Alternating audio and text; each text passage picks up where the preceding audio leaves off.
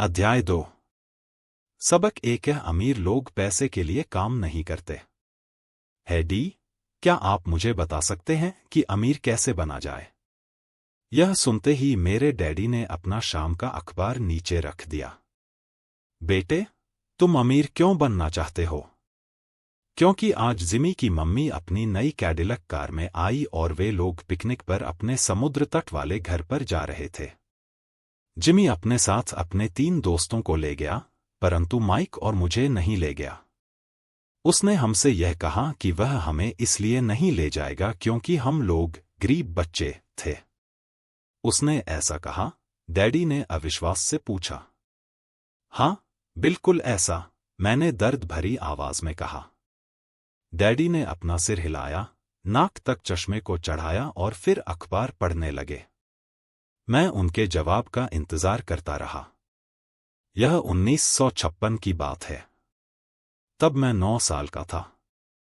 किस्मत की बात थी कि मैं उसी पब्लिक स्कूल में जाता था जिसमें अमीर लोगों के बच्चे पढ़ते थे। हम शुगर प्लांटेशन के एक्सबे में रहते थे। प्लांटेशन के मैनेजर और एक्सबे के बाकी अमीर लोग जैसे डॉक्टर, बिजनेसमैन और बैंकर अपने बच्चों को पहली क्लास से 6ठी क्लास तक इसी स्कूल में भेजते थे। 6ठी क्लास के बाद बच्चों को प्राइवेट स्कूलों में भेजा जाता था। अगर मेरा परिवार सड़क के दूसरे छोर पर रह रहा होता तो मुझे अलग तरह के स्कूल में भेजा जाता जहां मेरे जैसे परिवारों के बच्चे पढ़ते थे। 6ठी क्लास के बाद इन बच्चों की तरह मैंने भी पब्लिक इंटरमीडिएट और हाई स्कूल किया होता क्योंकि उनकी ही तरह मेरे लिए भी प्राइवेट स्कूल में जाना संभव नहीं था। मेरे डैडी ने आखिर अखबार को रख दिया। मुझे पता था कि वे क्या सोच रहे थे। उन्होंने धीमे से शुरुआत की, अगर तुम अमीर बनना चाहते हो तो तुम्हें पैसे बनाना सीखना चाहिए। मैंने पूछा, मैं पैसे बनाना किस तरह सीख सकता हूं? अपने दिमाग के इस्तेमाल से, उन्होंने मुस्कराते हुए कहा।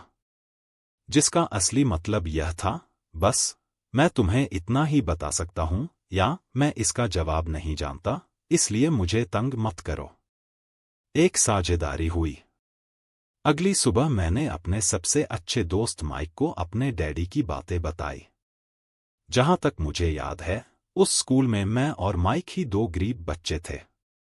माइक भी मेरी ही तरह था क्योंकि वह भी किस्मत की वजह से ही उस स्कूल में था। ऐसा लगता था जैसे किसी ने कस्बे में स्कूलों की सरहदें तय कर दी थी और इसी कारण हम लोग अमीर बच्चों के स्कूल में पढ़ रहे थे। सच कहा जाए तो हम लोग गरीब नहीं थे, परंतु हमें ऐसा लगता था क्योंकि बाकी सभी बच्चों के पास नए बेसबॉल ग्लव्स, नई साइकिलें और हर चीज नई होती थी। मम्मी और डैडी ने हमें जरूरत की सभी चीजें दी थी, जैसे खाना, घर, कपड़े। लेकिन इससे ज्यादा कुछ नहीं। मेरे डैडी कहा करते थे, अगर तुम्हें कोई चीज चाहिए तो उसके लिए काम करो। हमें बहुत सी चीजें चाहिए थीं, लेकिन 9 साल के बच्चों के करने के लिए ज्यादा काम मौजूद नहीं थे।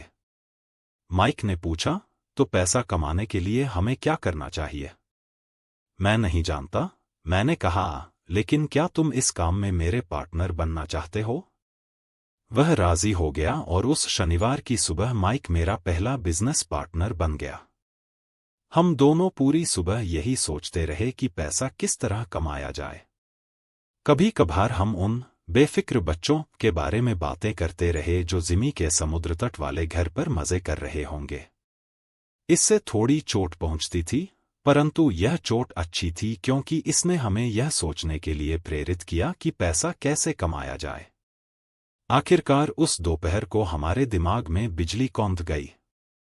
यह एक ऐसा विचार था जो माइक ने किसी विज्ञान की किताब में पढ़ा था।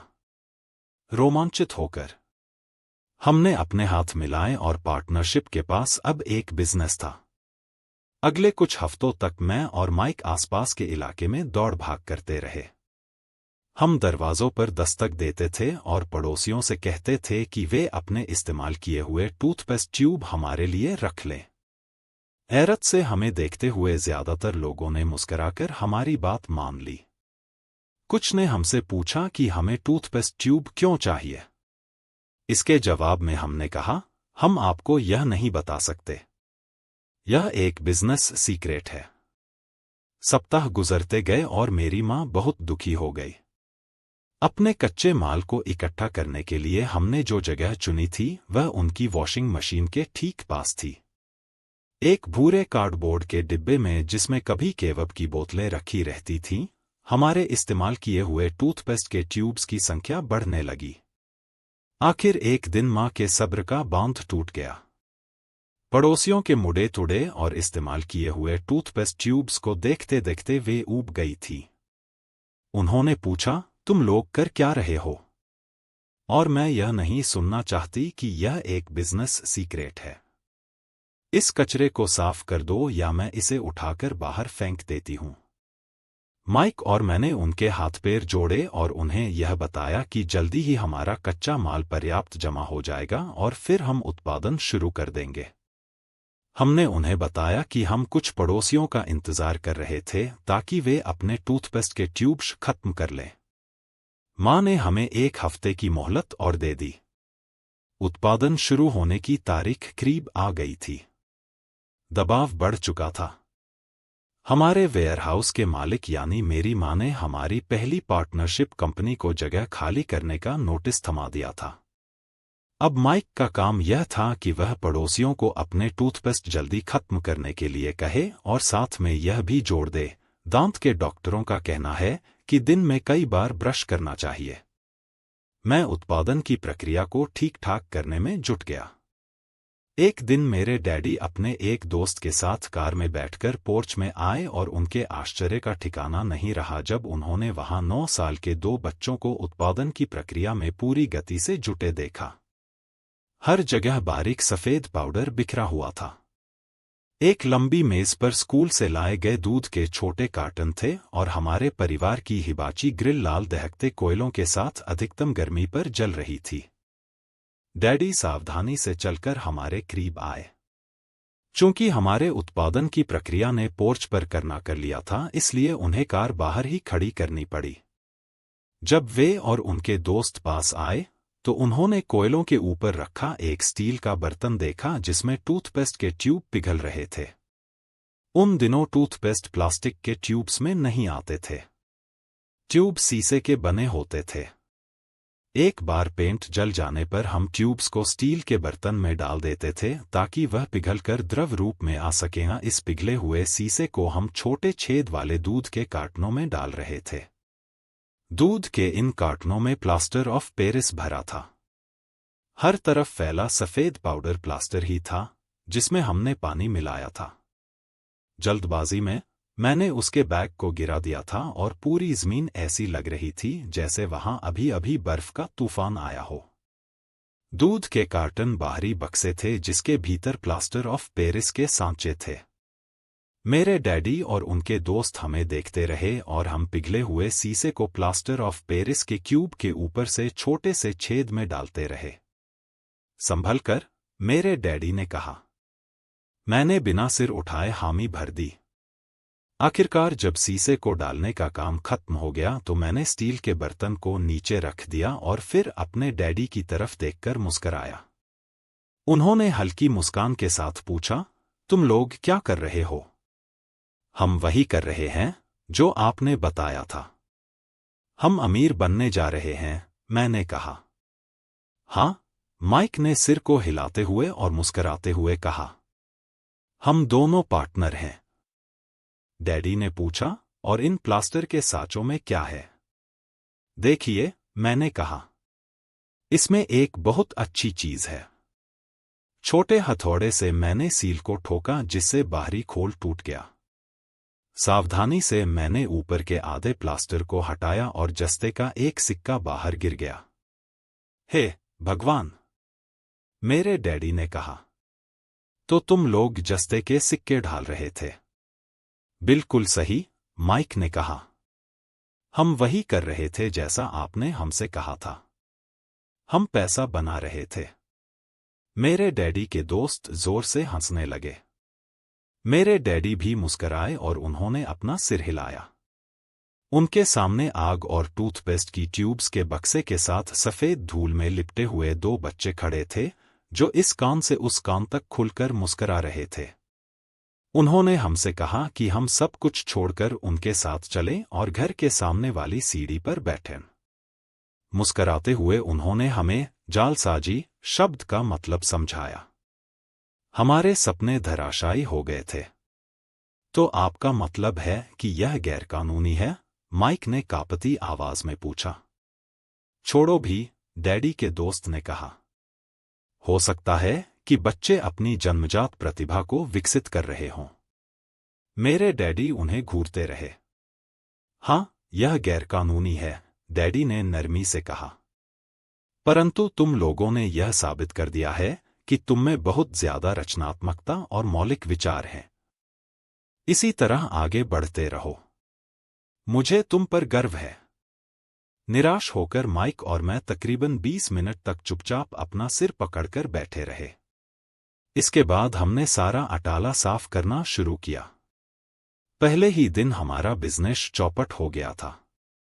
पाउडर साफ करते हुए मैंने माइक की ओर देखा और कहा, मुझे लगता है जिमी और उसके दोस्त ठीक कहते हैं। हम सचमुच गरीब हैं। जब मैंने यह कहा तब डैडी बस जाने ही वाले थे। बच्चों, उन्होंने कहा, तुम गरीब तभी कहलाओगे जब तुम लोग हार मान लोगे। सबसे महत्वपूर्ण चीज यह है कि तुमने कुछ किया। ज्यादातर लोग केवल अमीर बनने के बारे में बातें करते रहते हैं और उसके सपने देखते रहते हैं। तुमने कुछ किया है। मुझे तुम दोनों पर गर्व है। मैं एक बार फिर से यही कहूंगा। आगे बढ़े चलो। हार मत मानो। माइक और मैं खामोश खड़े रहे। ये शब्द सुनने में अच्छे थे, परंतु हमें यह पता नहीं था कि हमें क्या करना चाहिए। तो ऐसा क्यों है, डैडी, कि आप अमीर नहीं हैं? मैंने पूछा। क्योंकि मैंने एक स्कूल टीचर बनने का फैसला किया था। स्कूल के टीचर अमीर बनने के बारे में नहीं सोचते। हम सिर्फ पढ़ाना पसंद करते हैं।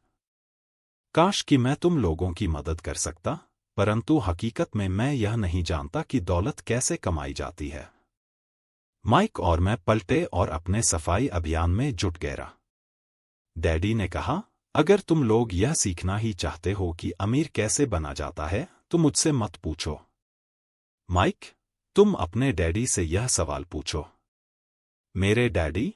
माइक ने हैरानी से कहा। हाँ, तुम्हारे डैडी, मेरे डैडी ने मुस्कुराकर दोहराया। तुम्हारे डैडी और मेरा बैंकर एक ही है और वह तुम्हारे डैडी की बहुत तारीफ करता है।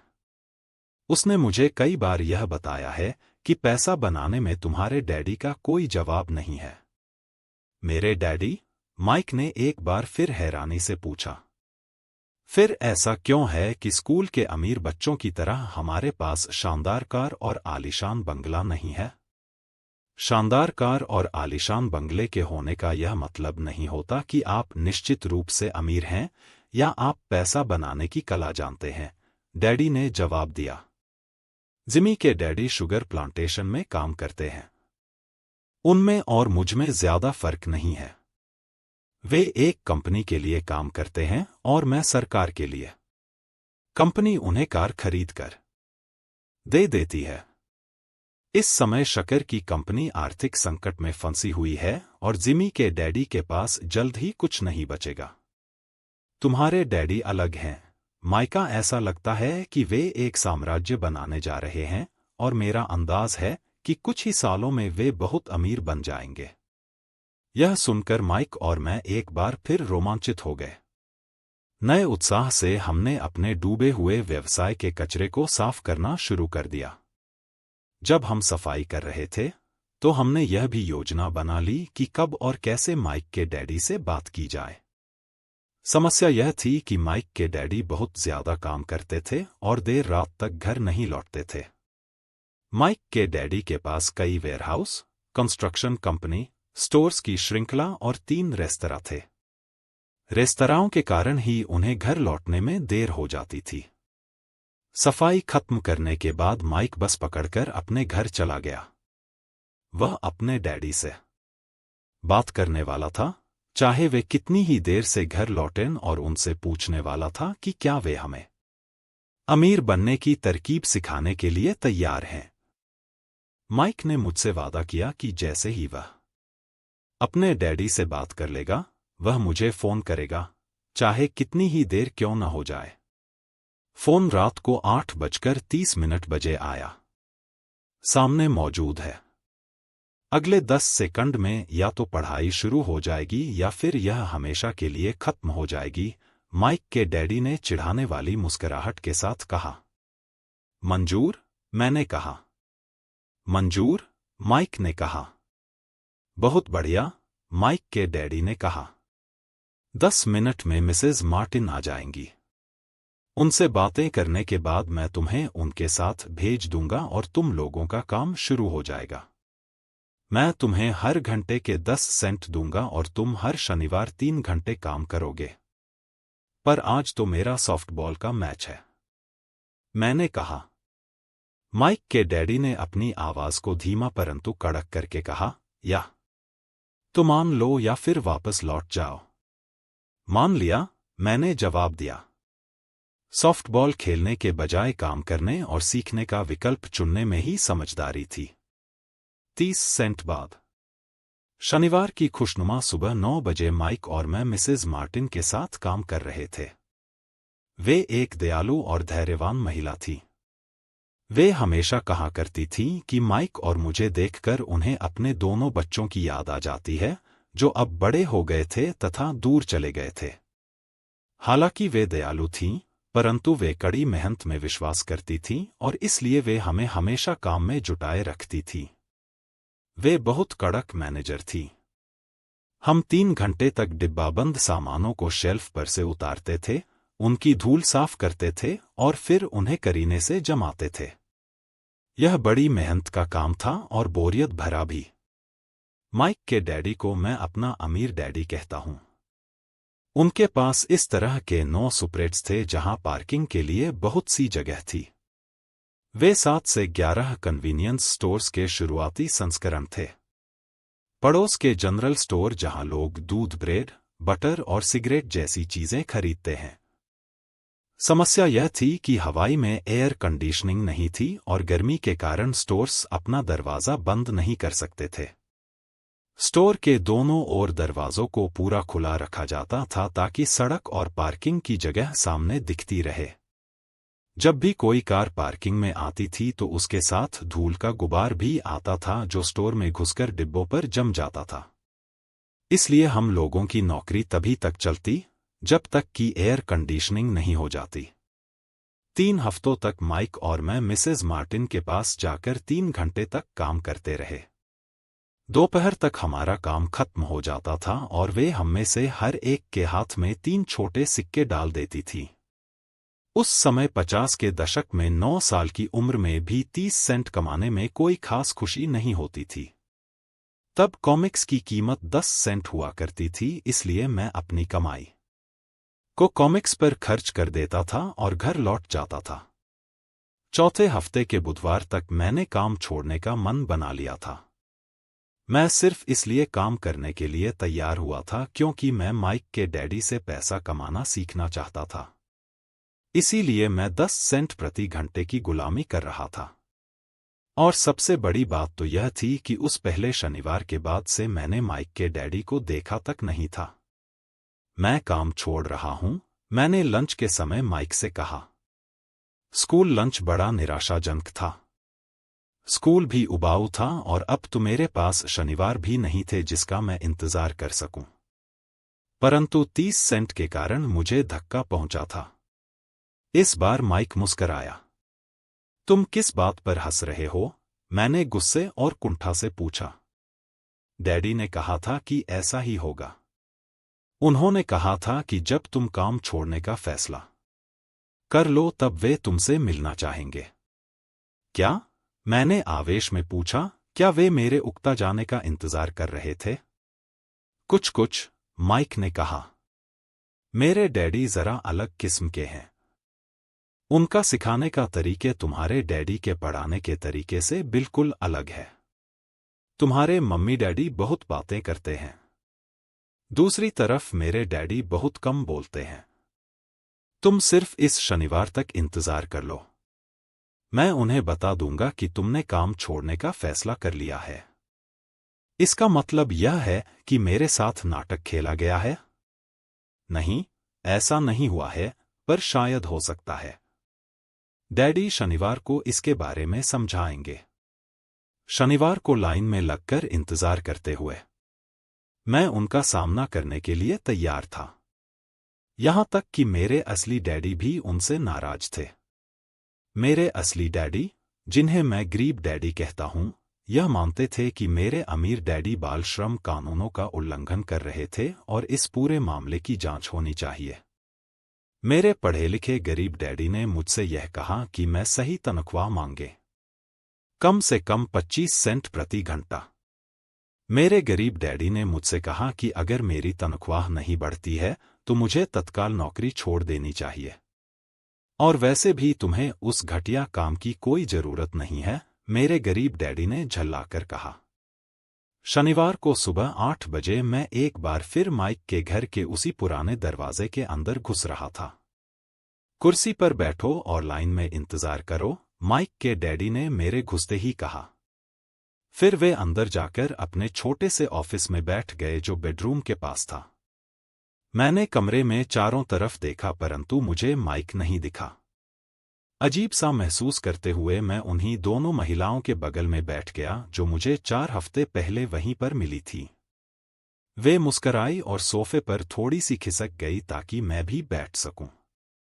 45 मिनट गुजर गए थे और मैं उबल रहा था। दोनों महिलाएं उनसे मिलकर तकरीबन 30 मिनट पहले वहां से जा चुकी थी। एक बूढ़ा सा आदमी वहां 20 मिनट तक बैठा और फिर वह भी निकलकर चला गया। घर खाली था और हवाई में खुशनुमा सुबह को मैं सीलन भरे अंधेरे लिविंग रूम में बैठा हुआ था और इस बात का इंतजार कर रहा था कि एक लालची और बच्चों का शोषण करने वाला आदमी मुझसे बातें करे। मैं सुन सकता था कि वे फोन पर बातें कर रहे थे, ऑफिस में इधर-उधर के काम कर रहे थे और मुझे नजरअंदाज कर रहे थे। मेरी इच्छा तो हो रही थी कि मैं उस घमंडी आदमी से बिना मिले ही घर लौट जाऊं, पर किसी वजह से मैं रुक गया। आखिर 15 मिनट बाद, ठीक 9 बजे, अमीर डैडी अपने ऑफिस से बाहर निकले। बिना कुछ कहे उन्होंने हाथ से मुझे इशारा किया कि मैं उनके दड़बेनुमा ऑफिस में आ जाऊं। अमीर डैडी ने अपनी ऑफिस कुर्सी पर बैठते हुए कहा, या तो तुम्हारी तनख्वाह बढ़ाई जाए या तुम काम छोड़ रहे हो, है ना? हाँ, समझौते के मुताबिक आप अपनी शर्त पूरी नहीं कर रहे हैं, मैंने लगभग आंसुओं से भीगे स्वर में कहा। 9 साल के बच्चे के लिए एक वयस्क का सामना करना बहुत ज्यादा डरावना था।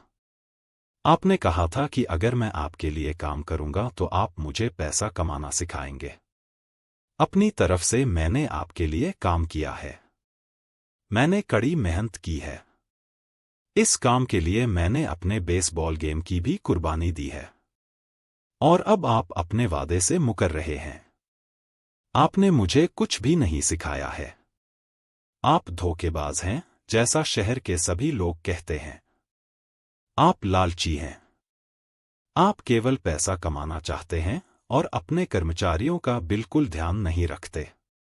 आपने मुझे इतनी देर तक बाहर बिठाए रखा और मेरी जरा भी इज्जत नहीं की।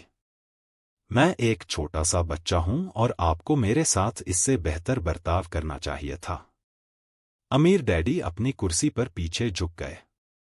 अपने हाथों को ठुड्डी तक लाकर उन्होंने मुझे घूरा। ऐसा लग रहा था जैसे वे मेरा विश्लेषण कर रहे थे। बुरा नहीं है, उन्होंने कहा। 1 महीने से भी कम समय में तुम वही भाषा बोल रहे हो जो मेरे ज्यादातर कर्मचारी बोलते हैं। क्या? मैंने पूछा। मैं समझ नहीं पा रहा था कि वे क्या कह रहे थे और इसलिए मैंने अपना दुखड़ा रोना चालू रखा। मुझे लगता था कि आप अपने वादे पर कायम रहेंगे और मुझे कुछ सिखाएंगे। इसके बजाय आप तो मुझ पर अत्याचार करना चाहते हैं। यह तो जुल्म है, सरासर जुल्म। मैं तुम्हें सिखा तो रहा हूं, अमीर डैडी ने धीमी आवाज में कहा। आपने मुझे क्या सिखाया है? कुछ भी नहीं, मैंने गुस्से से कहा। एक बार मैं चंद सिक्कों में काम करने के लिए तैयार हो गया, उसके बाद तो आपने मुझसे बात तक नहीं की। 10 सेंट प्रति घंटे। मैं आपकी शिकायत सरकार से करूंगा। हमारे देश में भी बाल श्रम कानून है। आप तो जानते ही हैं कि मेरे डैडी सरकार के लिए काम करते हैं। शाबाश, अमीर डैडी ने कहा, अब तुम उन ज्यादातर लोगों की भाषा बोल रहे हो जो कभी मेरे लिए काम करते थे। वे लोग जिन्हें या तो मैंने नौकरी से निकाल दिया है या जिन्होंने खुद मेरी नौकरी छोड़ दी है। तो इस बारे में आपको क्या कहना है? मैंने पूछा, और मुझे यह लग रहा था कि कम उम्र के बावजूद मैं बहादुरी से बातें कर रहा था। आपने मुझसे झूठ बोला। मैंने आपके लिए काम किया और आपने अपना वादा पूरा नहीं किया। आपने मुझे कुछ भी नहीं सिखाया। कौन कहता है कि मैंने तुम्हें कुछ नहीं सिखाया है? मेरे अमीर डैडी ने शांति से कहा। मैंने 3 हफ्ते तक काम किया और इस बीच आपने सिखाना तो दूर रहा, मुझसे कभी बात तक नहीं की। मैंने व्यंग्य भरे अंदाज में कहा। क्या सिखाने का मतलब केवल भाषण या बातचीत ही होता है? अमीर डैडी ने पूछा। और क्या? मैंने जवाब दिया। इस तरह से वे तुम्हें स्कूल में सिखाते हैं, उन्होंने मुस्कराकर कहा। परंतु जिंदगी तुम्हें इस तरह नहीं सिखाती और मेरा यह मानना है कि जिंदगी सबसे बढ़िया टीचर होती है। ज्यादातर वक्त जिंदगी आपसे बातें नहीं करती। यह एक तरह से आपको धक्का देती है। हर धक्के के जरिए जिंदगी आपसे कहती है, जाग जाओ। मैं तुम्हें कुछ सिखाना चाहती हूं। यह आदमी कैसी बेसिर पैर की बातें कर रहा है? मैंने अपने आप से पूछा। जिंदगी अगर मुझे धक्का देती है तो इसका मतलब यह है कि जिंदगी मुझसे बातें करती है। अब मैं जान चुका था कि मुझे यह काम तत्काल छोड़ देना चाहिए। मैं किसी ऐसे आदमी से बातें कर रहा था जो पागल था और जिसे ताले में बंद रखने की जरूरत थी। अगर तुम जिंदगी के सबक सीखते हो तो इससे तुम्हें बहुत फायदा होगा। अगर तुम ऐसा नहीं करते हो तो जिंदगी तुम्हें लगातार धक्के देती रहेगी। लोग 2 चीजें करते हैं। कुछ लोग जिंदगी के धक्कों को सहन करते चले जाते हैं। बाकी लोग गुस्सा हो जाते हैं और को जिंदगी धक्का दे देते हैं। परंतु वे धक्का देते हैं अपने बॉस को, अपने काम को, अपनी पत्नी या पति को। वे यह नहीं जानते कि जिंदगी उन्हें धक्का दे रही है। मैं नहीं जानता था कि वे किस बारे में बात कर रहे थे। जिंदगी हम सबको धक्के मारती है। कुछ लोग हार मान लेते हैं। बाकी के लोग लड़ते हैं। कुछ लोग सबक सीख लेते हैं और आगे बढ़ जाते हैं। वे जिंदगी के धक्कों का स्वागत करते हैं। इन गिने-चुने लोगों के लिए इसका यह मतलब होता है कि उन्हें कुछ नया सीखना चाहिए। वे सीखते हैं और आगे बढ़ जाते हैं। ज्यादातर लोग छोड़ देते हैं और कुछ लोग तुम्हारी तरह लड़ते भी हैं। अमीर डैडी खड़े हो गए और उन्होंने टूटी-फूटी खिड़की को बंद कर दिया। अगर तुम यह सबक सीख लेते हो तो तुम एक समझदार, अमीर और सुखी युवक बन सकते हो। अगर तुम यह नहीं सीखते हो तो तुम जिंदगी भर अपनी समस्याओं के लिए अपनी नौकरी, कम तनख्वाह या अपने बॉस को कोसते रहोगे। तुम हमेशा ऐसे बड़े मौके की उम्मीद करते रहोगे जो आए और तुम्हारी आर्थिक समस्याओं को सुलझा दे। अमीर डैडी ने मेरी तरफ देखा कि क्या मैं अब भी उनकी बात सुन रहा हूं। उनकी आंखें मेरी आंखों से मिली। हम एक दूसरे की तरफ देखते रहे और हमारी आंखों के बीच संप्रेषण की धाराएं बहने लगीं। आखिर जब मैं उनके संदेश का मतलब समझ गया तो मैंने अपनी नजरें झुका लीं। मैं जान गया था कि वे सही थे। मैं उन्हें दोषी ठहरा रहा था जबकि सीखने की जिद मेरी ही थी। मैं फालतू में ही लड़ रहा था। अमीर डैडी ने आगे कहा, अगर आप इस तरह के आदमी हैं जिसमें हिम्मत नहीं है तो आप जिंदगी के हर थपेड़े के सामने हार मान जाते हैं। अगर आप इस किस्म के आदमी हैं तो आप जिंदगी भर सुरक्षित खेल खेलते रहेंगे, सही चीजें करते रहेंगे और किसी ऐसे वक्त का इंतजार करते रहेंगे जो आने वाला नहीं है। और फिर आप एक बोरिंग बुढ़े की तरह मर जाएंगे।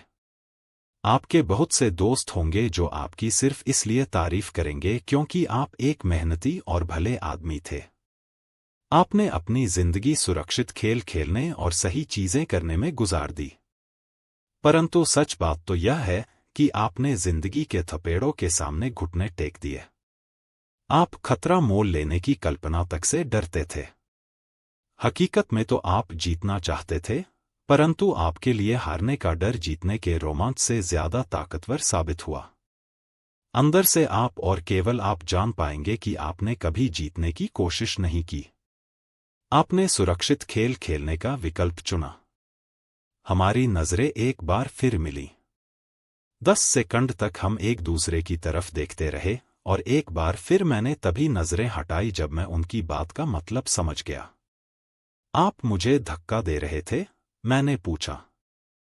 कुछ लोग ऐसा कह सकते हैं, अमीर डैडी मुस्कराए। मैं तो यही कहूंगा कि मैं तुम्हें जिंदगी का स्वाद चखा रहा था। कैसा स्वाद? मैंने पूछा। मैं अब भी गुस्सा था, परंतु अब मेरी जिज्ञासा भी जाग गई थी। अब मैं सीखने के लिए भी तैयार था। तुम दोनों ऐसे पहले लोग हो जिन्होंने मुझसे पैसा बनाने की कला सीखने का आग्रह किया। मेरे पास 150 से भी ज्यादा कर्मचारी हैं, पर उनमें से एक ने भी मुझसे पैसा कमाने की कला के बारे में कभी नहीं पूछा। वे मुझसे नौकरी मांगते हैं, तनख्वाह मांगते हैं, परंतु पैसा बनाने की कला नहीं सीखना चाहते। तो ज्यादातर लोग इसी तरह अपनी जिंदगी के सबसे बेहतरीन साल पैसे के लिए काम करने में बर्बाद कर देंगे और आखिर तक यह कभी समझ ही नहीं पाएंगे कि दरअसल वे किसके लिए काम कर रहे हैं। मैं पूरा ध्यान लगाकर उनकी बात सुनता रहा। तो जब माइक ने मुझसे कहा कि तुम पैसा कमाने की कला सीखना चाहते हो, तो मैंने एक ऐसा कोर्स तैयार किया जो असली जिंदगी के करीब था। मैं बोलते बोलते थक जाता, परंतु तुम कभी मेरी बात का मतलब नहीं समझ पाते। इसलिए मैंने यह फैसला किया कि तुम्हें जिंदगी के थपेड़ों का स्वाद चखा दिया जाए ताकि तुम मेरी बात सुन भी सको और समझ भी सको। इसी कारण मैंने तुम्हें 1 घंटे के 10 सेंट दिए थे। तो 10 सेंट प्रति घंटे काम करने के बाद मैंने क्या सबक सीखा? मैंने पूछा। यही कि आप घटिया हैं और अपने कर्मचारियों का शोषण करते हैं। अमीर डैडी अपनी कुर्सी पर पीछे की तरफ झुकते हुए जोर से हंसने लगे। जब उनकी हंसी बंद हुई तो उन्होंने कहा, अच्छा होगा अगर तुम अपना सोचने का नजरिया बदल लो। मुझे समस्या मत मानो। मुझे दोष देना छोड़ दो। अगर तुम सोचते हो कि तुम्हारी समस्या मैं हूं, तो तुम्हें मुझे बदलना होगा। इसके बजाय अगर तुम्हें यह लगता है कि तुम्हारी समस्या तुम खुद हो, तो तुम खुद को बदल सकते हो, सीख सकते हो और ज्यादा समझदार बन सकते हो। ज्यादातर लोग चाहते हैं कि दुनिया का हर आदमी बदल जाए, बस हम खुद ही न बदलें। मैं तुम्हें यह बता दूं कि किसी दूसरे को बदलने से ज्यादा आसान यह है कि हम खुद को बदल लें। मैं आपकी बात ठीक से समझ नहीं पाया, मैंने कहा। अपनी समस्याओं के लिए मुझे दोष देना छोड़ दो, अमीर डैडी ने अधीरता से कहा। पर आपने मुझे सिर्फ 10 सेंट का ही वेतन दिया। तो तुमने क्या सीखा? अमीर डैडी ने मुस्कुराकर पूछना। यही कि आप घटिया हैं, मैंने शरारत भरी मुस्कान के साथ कहा। अच्छा, तो तुम यह सोचते हो कि समस्या मैं हूं? अमीर डैडी ने कहा। वो तो आप हैं ही। खैर, इसी तरीके से सोचते रहो और तुम जिंदगी भर कुछ नहीं सीख पाओगे। अगर तुम्हारा नजरिया यही है कि समस्या मैं हूं, तो तुम्हारे पास क्या विकल्प रह जाते हैं? अगर आप मेरी तनख्वाह नहीं बढ़ाते या मुझे ज्यादा इज्जत नहीं देते हैं, तो मैं काम छोड़कर चला जाऊंगा। ठीक कहा, अमीर डैडी ने कहा। और ज्यादातर लोग यही करते हैं। वे काम छोड़कर चले जाते हैं और दूसरी नौकरी की तलाश करते हैं, जहां उन्हें बेहतर मौके और ज्यादा अच्छी तनख्वाह मिलो। उन्हें यह गलतफहमी होती है कि नई नौकरी या ज्यादा तनख्वाह से उनकी समस्या सुलझ सकती है। ज्यादातर मामलों में ऐसा नहीं होता। तो समस्या किस तरह सुलझ सकती है? मैंने पूछा, 10 सेंट प्रति घंटे के हिसाब से तनख्वाह लेकर मुस्कराते हुए। अमीर डैडी मुस्कराए। यही बाकी के लोग करते हैं। वे यह जानते हुए भी कम तनख्वाह में काम करते हैं, क्योंकि नौकरी छूट जाने पर उनका और उनके परिवार का पेट कैसे भरेगा। इसीलिए मन मसोसकर वे नौकरी करते हैं और यह सोचकर तनख्वाह बढ़ने का इंतजार करते हैं कि ज्यादा पैसा आने से समस्या सुलझ जाएगी। ज्यादातर लोग ऐसा ही सोचते हैं और कड़ी मेहनत करते हुए दूसरी नौकरी भी कर लेते हैं, परंतु उसमें भी उन्हें तनख्वाह कम ही मिलती। मैं फर्श को घूरता रहा। अब मैं अमीर डैडी के सबक को समझने लगा था। मुझे यह एहसास हो गया था कि यह जिंदगी का स्वाद है। आखिरकार मैंने ऊपर की ओर देखा और अपना सवाल दोहराया, तो फिर यह समस्या किस तरह सुलझेगी? इस सवाल के जवाब में अमीर डैडी ने मुझे वह बेशकीमती नजरिया दिया जो उन्हें अपने कर्मचारियों और मेरे गरीब डैडी से अलग करता था और जिसकी बदौलत वे हवाई के सबसे अमीर आदमी बनने वाले थे, जबकि मेरे पढ़े लिखे गरीब डैडी जिंदगी भर पैसे की तंगी से जूझने वाले थे। यह एक अद्भुत नजरिया था जिसने मेरी जिंदगी का नक्शा ही बदल दिया। अमीर डैडी ने बार बार मुझे यह नजरिया याद दिलाया, जिसे मैं पहला सबक कहूंगा। गरीब और मध्यवर्गीय लोग पैसे के लिए काम करते हैं, अमीरों के लिए पैसा करता है काम। मेरे गरीब डैडी ने जो शिक्षा मुझे दी थी, शनिवार की उस खुशनुमा सुबह मैं उससे बिल्कुल अलग नजरिया सीख रहा था। 9 साल की उम्र में मैं यह समझ गया था कि दोनों ही डैडी चाहते थे कि मैं सीखूं। दोनों ही डैडी मुझे पढ़ने के लिए प्रेरित करते थे। फर्क सिर्फ इतना था कि दोनों के सुझाए विषय अलग अलग थे। मेरे पढ़े लिखे डैडी चाहते थे कि मैं वही करूं जो उन्होंने किया था। बेटे, मैं चाहता हूं कि तुम मेहनत से पढ़ो, अच्छे नंबर लाओ ताकि तुम्हें किसी बड़ी कंपनी में सुरक्षित नौकरी मिल सके। और यह अच्छी तरह देख लो कि इसमें बहुत से दूसरे लाभ हों। मेरे अमीर डैडी चाहते थे कि मैं यह सीखूं कि पैसा कैसे काम करता है, ताकि मैं इससे अपने लिए काम करवा सकूं। यह सबक मुझे जीवन भर उनके मार्गदर्शन में सीखना था, न कि किसी क्लासरूम में। मेरे अमीर डैडी ने मेरा पहला सबक जारी रखा, मैं खुश हूं कि तुम 10 सेंट प्रति घंटे के हिसाब से काम करने पर गुस्सा हो गए। अगर तुम गुस्सा नहीं हुए होते और तुम ऐसा खुशी करते रहते तो मैं तुमसे साफ कह देता कि मैं तुम्हें नहीं सिखा सकता। यह जान लो कि सच्ची शिक्षा में ऊर्जा, प्रबल भावना और जबरदस्त इच्छा की जरूरत होती है। गुस्से उस फॉर्मूले का एक बहुत बड़ा हिस्सा है, क्योंकि प्रबल भावना में गुस्से और प्रेम का समन्वय होता है। जब पैसे की बात आती है तो ज्यादातर लोग सुरक्षित रास्ता खोजते हैं, इसलिए प्रबल भावना उन्हें राह नहीं दिखा पाती। उन्हें यह दिखाता है उनका डरा। तो क्या इसीलिए वे कम तनख्वाह पर काम करने के लिए राजी हो जाते हैं? मैंने पूछा। हाँ, अमीर डैडी ने कहा। कुछ लोग कहते हैं कि मैं लोगों का शोषण करता हूं क्योंकि मैं उन्हें उतनी तनख्वाह नहीं देता जितनी उन्हें अगर प्लांटेशन या सरकार की तरफ से मिलती है। मैं यही कहना चाहता हूं कि लोग खुद अपना शोषण करते हैं। डरते वे हैं, मैं नहीं। पर क्या आपको नहीं लगता कि आपको उन्हें ज्यादा तनख्वाह देनी चाहिए? मैंने पूछा। मुझे ज्यादा देने की जरूरत ही नहीं है। और इसके अलावा ज्यादा पैसा मिलने से उनकी समस्या नहीं सुलझेगी। अपने डैडी को ही देख लो। वे बहुत सा पैसा कमाते हैं और फिर भी वे अपने बिलों का भुगतान नहीं कर पाते। दुनिया में ऐसे बहुत से लोग हैं जिन्हें अगर ज्यादा पैसा मिल जाए तो वे ज्यादा कर्ज में डूब जाएंगे। तो इसी कारण आपने मुझे 10 सेंट प्रति घंटे की तनख्वाह दी, मैंने मुस्कुराते हुए कहा। यह सबक का हिस्सा था। बिल्कुल सही, अमीर डैडी ने मुस्कुराकर कहा। देखो, तुम्हारे डैडी स्कूल गए और उन्होंने बहुत बढ़िया शिक्षा इसलिए हासिल की ताकि उन्हें अच्छी तनख्वाह वाली नौकरी मिल सके, जो उन्हें मिल गई। परंतु उनके पास आज भी पैसे की तंगी है।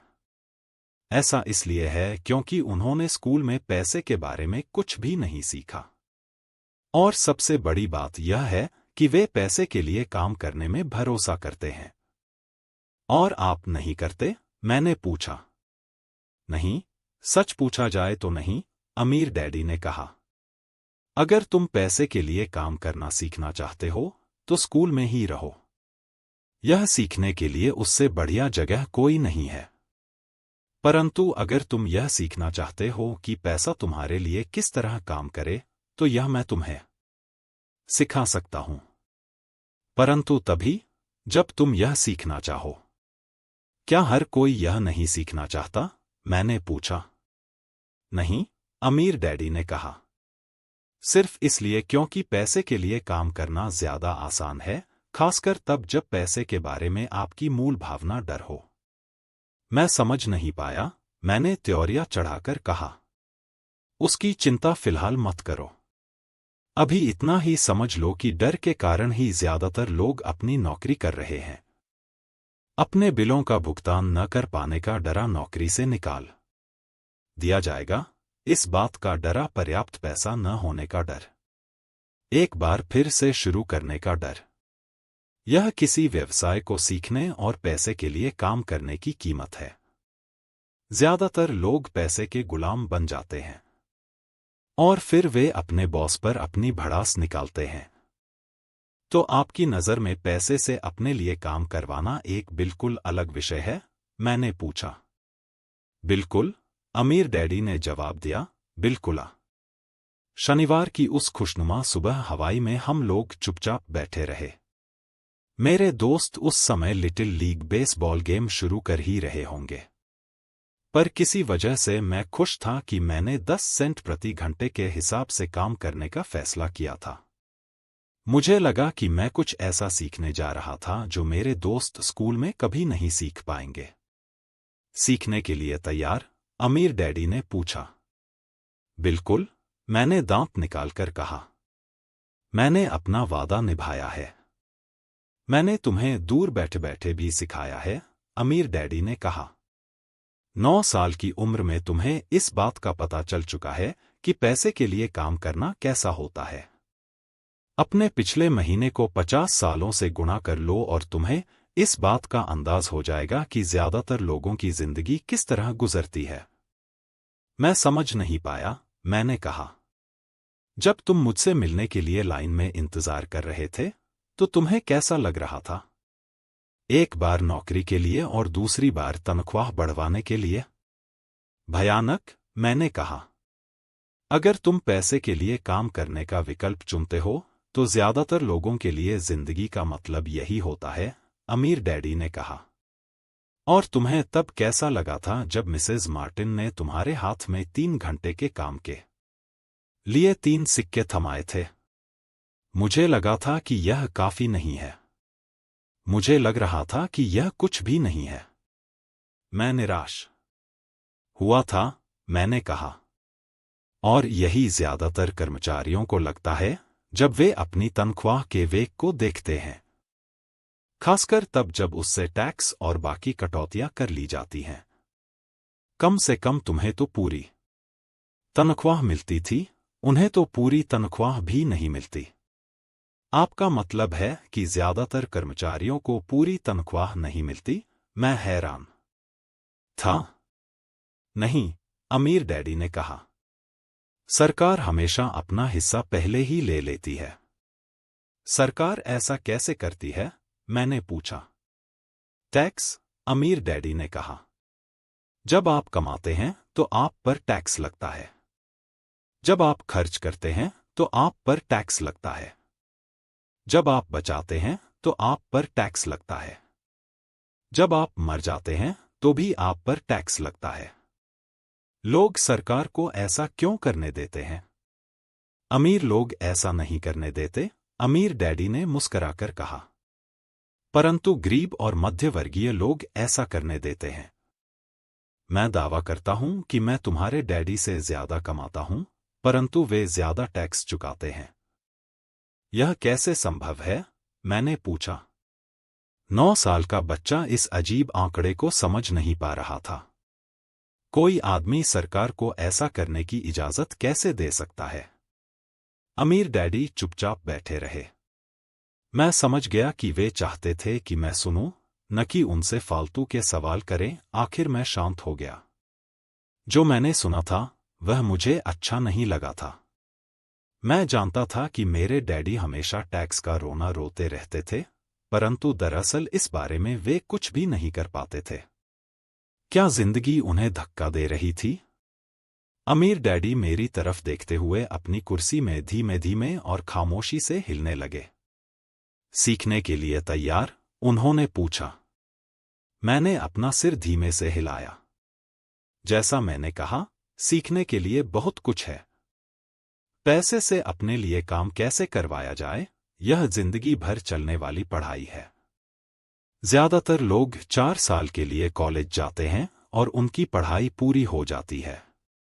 मैं पहले से ही जानता हूं कि मेरी धन संबंधी पढ़ाई जीवन भर चलेगी, और इसकी वजह यह है कि मैं जितना ज्यादा जान लेता हूं, उससे भी ज्यादा जानने की मेरी जिज्ञासा बढ़ती चली जाती है। ज्यादातर लोग इस विषय को कभी नहीं पढ़ते। वे नौकरी पर जाते हैं, अपनी तनख्वाह लेते हैं, अपनी चेकबुक को बैलेंस करते हैं और बात खत्म हो जाती है। इसके बाद भी उन्हें अचरज होता है कि उनके जीवन में पैसे की समस्याएं क्यों हैं। फिर वे सोचते हैं कि ज्यादा पैसों से उनकी समस्या हल हो जाएगी। बहुत कम लोगों को यह एहसास होता है कि असली समस्या धन संबंधी शिक्षा या ज्ञान की है। तो मेरे डैडी को टैक्स की समस्या इसलिए है क्योंकि उनमें पैसे की समझ नहीं है। मैंने विचलित होकर पूछा। देखो, अमीर डैडी ने कहा, पैसे से अपने लिए कैसे काम करवाया जाए, टैक्स तो उस शिक्षा का सिर्फ एक हिस्सा है। आज तो मैं सिर्फ यह देखना चाहता था कि तुम्हें अब भी पैसे के बारे में सीखने की प्रबल इच्छा बची है या नहीं। ज्यादातर लोगों में सीखने की प्रबल इच्छा नहीं होती। वे स्कूल जाना चाहते हैं, कोई व्यवसाय सीखना चाहते हैं, अपनी नौकरी में मजे करना चाहते हैं और ढेर सारा पैसा कमाना चाहते हैं। एक दिन वे तब जागते हैं जब उनके सामने पैसे की समस्या आ जाती है, और तब वे काम करना बंद नहीं कर सकते। पैसे के लिए काम करने की यही कीमत होती है, और उन्हें यह कीमत चुकानी ही पड़ती है। अगर वे पैसे से अपने लिए काम करवाना सीख लेते तो उनके सामने यह समस्या कभी नहीं आती। तो तुम्हें अब भी सीखने की, जानने की जिज्ञासा है? अमीर डैडी ने पूछा।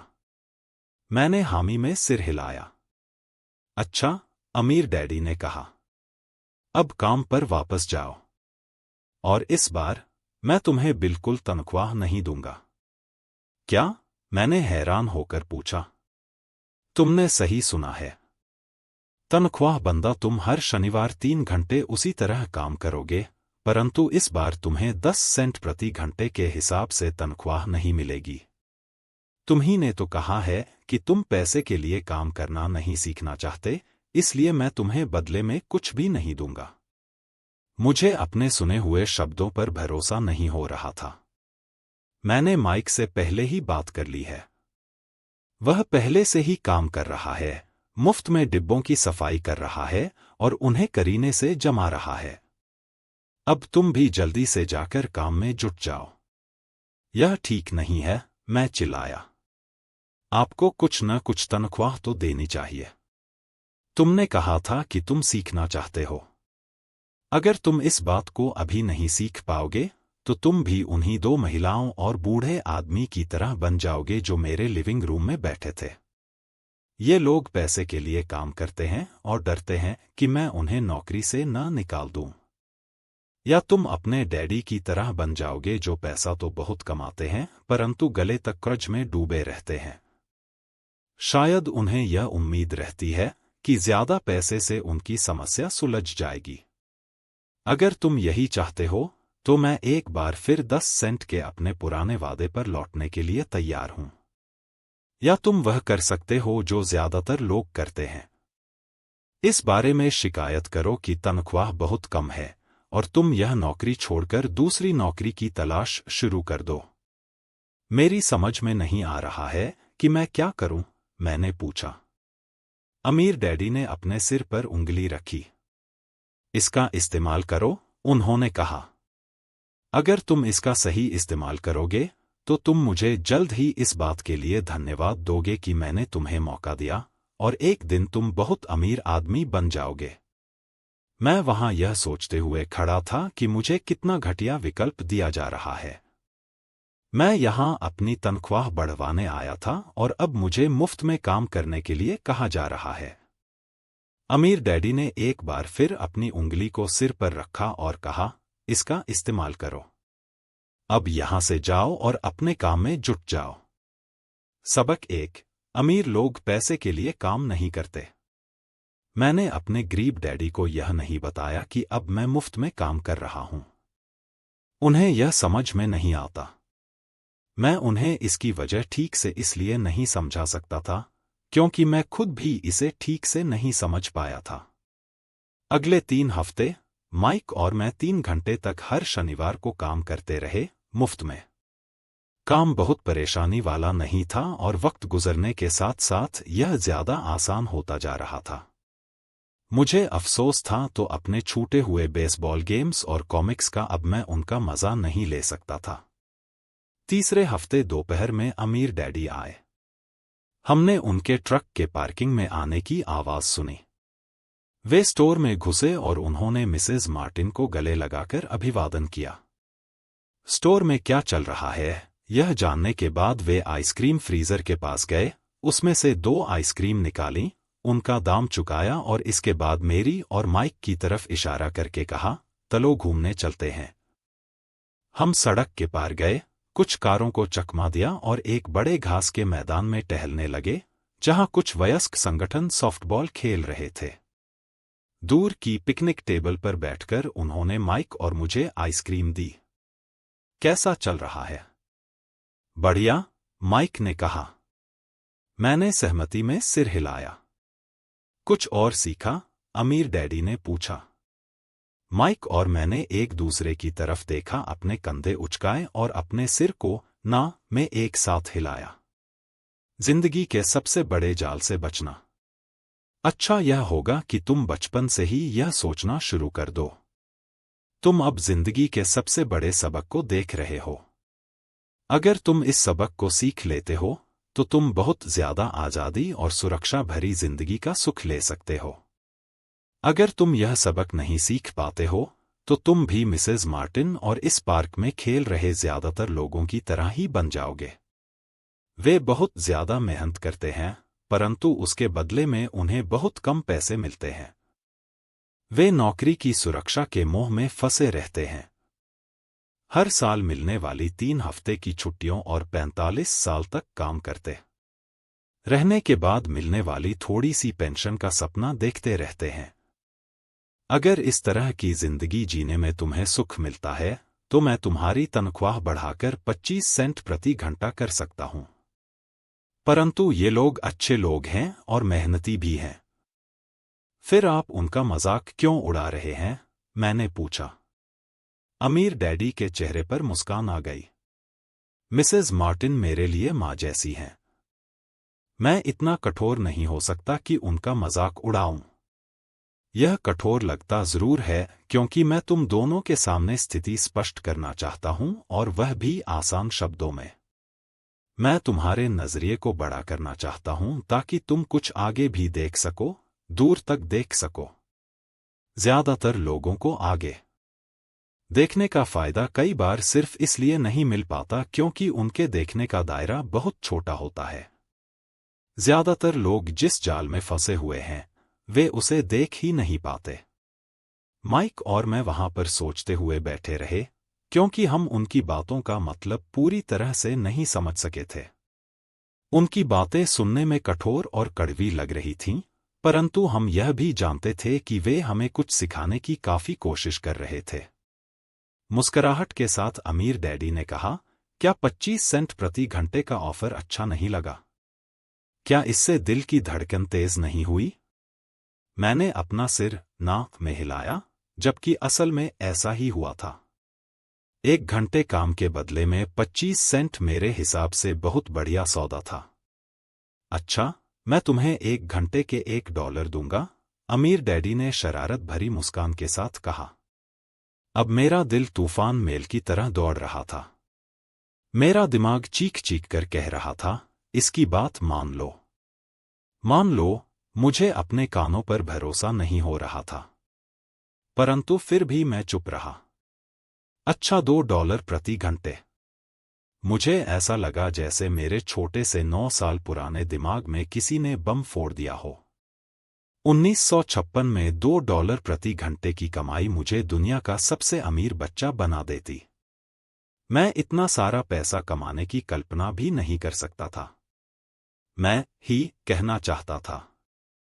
मैं सौदा पक्का करना चाहता था। मुझे नई साइकिल दिख रही थी, नए बेसबॉल के ग्लव्स दिख रहे थे।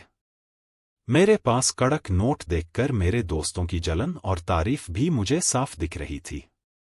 सबसे बड़ी बात तो यह थी कि जिमी और उसके अमीर दोस्त मुझे फिर कभी गरीब नहीं कह सकते थे। परंतु किसी वजह से मैं खामोश खड़ा रहा।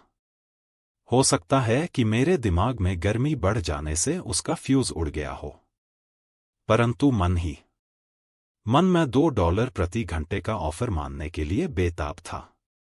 आइसक्रीम पिघल चुकी थी और मेरे हाथ पर बह रही थी। आइसक्रीम की डंडी खाली थी और इसके नीचे वैनिला और चॉकलेट के टुकड़े थे जिसके मजे चींटियां ले रही थी।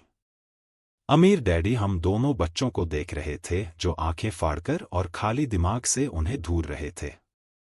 उन्हें मालूम था कि वे हमारी परीक्षा ले रहे हैं और वे यह भी जानते थे कि हमारे दिल का एक कोना उस ऑफर को मानने के लिए बेताब हो रहा होगा। वह जानते थे कि हर व्यक्ति की आत्मा का एक हिस्सा कमजोर और जरूरतमंद होता है जिसे खरीदा जा सकता है। और वे यह भी जानते थे कि हर व्यक्ति की आत्मा का एक हिस्सा मजबूत और दृढ़ निश्चयी होता है जिसे कभी नहीं खरीदा जा सकता। असली सवाल यह था कि इनमें से कौन सा हिस्सा ज्यादा ताकतवर है। उन्होंने अपनी जिंदगी में हजारों लोगों की परीक्षा ली थी। जब वे नौकरी मांगने के लिए आए लोगों का इंटरव्यू लेते थे तो वे हर बार आत्माओं की परीक्षा लेते थे। अच्छा, $5 प्रति घंटे। अचानक मेरे अंदर शांति छा गई। कुछ था जो बदल गया था। ऑफर बहुत ही बड़ा था और मूर्खतापूर्ण लग रहा था। 1956 में गिने चुने वयस्कों को $5 प्रति घंटे से ज्यादा मिलता होगा। लालच खत्म हो गया था और इसकी जगह शांति ने ले ली थी। धीमे से मैं अपनी बाईं तरफ खड़े माइक की तरफ मुड़ा। उसने भी मेरी तरफ देखा। मेरी आत्मा का जो हिस्सा कमजोर और जरूरतमंद था वह खामोश हो चुका था। मेरा वह हिस्सा जिसे खरीदा नहीं जा सकता था वह आगे आ चुका था। मेरे दिमाग और आत्मा में पैसे को लेकर हुए इस युद्ध में शांति और विश्वास जीत चुके थे। मैं जानता था कि माइक भी उसी बिंदु पर पहुंच चुका होगा। अच्छा, अमीर डैडी ने धीमे से कहा। ज्यादातर लोगों की एक कीमत होती है। और उनकी कीमत इसलिए होती है क्योंकि हम सभी में दो भावनाएं होती हैं, डर और लालचा। पहले तो पैसे के बिना रहने के डर से हमें कड़ी मेहनत करने की प्रेरणा मिलती है। इसके बाद जब हमें तनख्वाह मिलती है तो हमें लालच या इच्छा की भावना जाग जाती है। पैसा होने पर हम उन बढ़िया चीजों के बारे में सोचने पर मजबूर हो जाते हैं जो उस पैसे से खरीदी जा सकती हैं। इस तरह हमारी जिंदगी का एक पैटर्न बन जाता है। किस तरह का पैटर्न? मैंने पूछा। सुबह जागने, काम पर जाने, खर्च करने, सुबह जागने, काम पर जाने, खर्च करने। लोगों की जिंदगी हमेशा डर और लालच इन्हीं दो भावनाओं से चलती है। उन्हें अगर ज्यादा पैसा दे भी दें तो वे इसी पैटर्न पर चलकर अपना खर्च बढ़ा लेंगे। इसी पैटर्न को मैं चूहा दौड़ कहता हूं। क्या कोई दूसरा रास्ता भी है? माइक ने पूछा। हां, अमीर डैडी ने धीमे से कहा। परंतु इसे बहुत कम लोग खोज पाते हैं। और वह रास्ता क्या है? माइक ने पूछा। उसी रास्ते को तुम लोग काम करते हुए और मेरे साथ सीखते हुए खोज लोगे, मैं यही उम्मीद करता हूं। इसी कारण मैंने तुम्हें पैसे देना बंद कर दिया है। इस बारे में कोई संकेत तो दीजिए, माइक ने कहा। हम लोग मेहनत से काम करते करते थक चुके हैं, खासकर तब जब इसके बदले में हमें कुछ नहीं मिल रहा है। पहला कदम तो यह कि तुम लोग सच बोलो, अमीर डैडी ने कहा। हम लोग झूठ नहीं बोल रहे हैं, मैंने कहा। मैंने कब कहा कि तुम लोग झूठ बोल रहे हो? मैं तो यह कह रहा हूं कि सच्ची बात कह देनी चाहिए, अमीर डैडी ने जवाब दिया। किस बारे में? मैंने पूछा। इस बारे में कि तुम लोगों को कैसा लग रहा है, अमीर डैडी ने कहा। तुम्हें यह किसी और से कहने की जरूरत नहीं है। सिर्फ अपने आप से सच बोलो। आपके कहने का मतलब यह है कि इस पार्क में मौजूद लोग, आपके लिए काम करने वाले लोग, मिसेस मार्टिन, यह सब लोग ऐसा नहीं करते। मुझे ऐसा ही लगता है, अमीर डैडी ने कहा। इसके बजाय उन्हें हमेशा पैसा नहीं होने का डर सताता रहता है। उस डर का सामना करने के बजाय, सोचने के बजाय ये लोग सिर्फ प्रतिक्रिया करते रहते हैं। इस दौरान वे दिल से काम लेते हैं, दिमाग से नहीं, अमीर डैडी ने अपने सिर पर उंगली ठोकते हुए कहा। फिर उनके हाथ में कुछ पैसे आ जाते हैं और उनमें खुशी, इच्छा और लालच की भावनाएं जाग जाती हैं।